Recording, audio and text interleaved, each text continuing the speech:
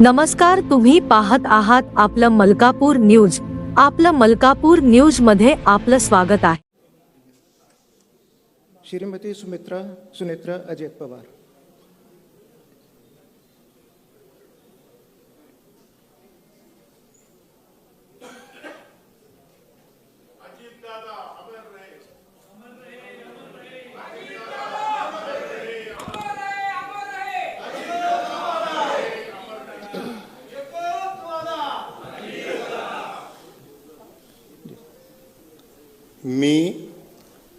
मी महाराष्ट्र राज्याची उपमुख्यमंत्री म्हणून माझी कामे निष्ठापूर्वक व सद्विवेक बुद्धीने पार पाडेन आणि संविधान व कायदा यानुसार सर्व तऱ्हेच्या लोकांना मी गांभीर्यपणे व निपक्षपातीपणे तसेच महत्वभाव किंवा आकस न बाळगता न्याय वागणूक देईन.